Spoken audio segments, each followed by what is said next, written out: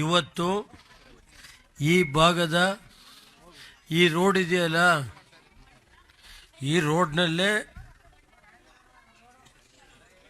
ದೇವೇಗೌಡರಿಗೆ 1990ನೇ ಇಸ್ವಿಲಿ ರಾಜಕೀಯ ಶಕ್ತಿ ಕೊಟ್ಟಂತ ಊರಿದ್ರೆ ದೊಡ್ಡ ಸಾಕಳ್ಳಿ. ಏಕೆಂದರೆ ಆ ಉದ್ದೇಶದಿಂದನೇ ನಾನು ಕಾನೂನು ನೋಡಲಿಲ್ಲ. ಕುಮಾರಣ್ಣನ ಹಿಡಿದು ಸುಮಾರು 450 ಕೋಟಿವರೆಗೆ ಕೆಲಸ ಮಾಡಿದ್ದೀವಿ.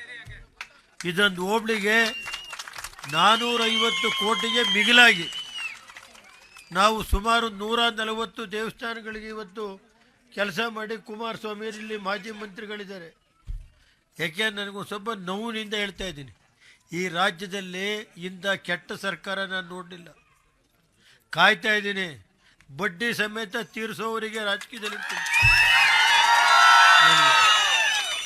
ಯಾರ್ಯಾರ ಅಧಿಕಾರಿಗಳು ಯಾವ್ಯಾವ ರೀತಿ ನಡೀತಾ ಇದೆ ಗೊತ್ತಿದೆ. ಕೆಲವು ರೋಡ್ ಬಗ್ಗಿಸ್ತಾವ್ರೆ. 15 ವರ್ಷ 20 ವರ್ಷ ಇದ್ದರೆ ಯಾರೋ 15 ವರ್ಷ ರಂಗನಾಥಪುರ ಅಂತ ಹೇಳಿ ವಿಲೇಜ್, ನಾಚಿಕೆ ಆಗುತ್ತೆ. ಪೊಲೀಸ್ ಇಲಾಖೆ ಇದೆಯೇನ್ರಿ ಇಲ್ಲಿ ಜಿಲ್ಲೆಯಲ್ಲಿ? ಹೋಗಿ 16 ವರ್ಷದಿಂದ ರಸ್ತೆ ಇದೆ, ಜಿಲ್ಲಾ ಪಂಚಾಯತಿಲಿ ದುಡ್ಡು ಕೊಟ್ಟವ್ರೆ, ಕೆಲಸ ಮಾಡಿದ್ದಾರೆ. ಇಡೀ ಊರಿನ ಮೇಲೆ ಕಂಪ್ಲೇಂಟ್ ಕೊಡೋಕೆ ಹೋಗ್ತಾರೆ.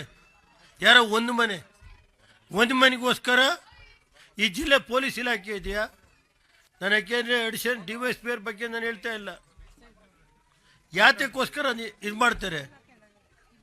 ಪೊಲೀಸ್ ಕಂಪ್ಲೇಂಟ್ ಕೊಡಿ ಅಂತ ಪ್ರೆಷರ್ ಮಾಡಿಸ್ತಾರೆ.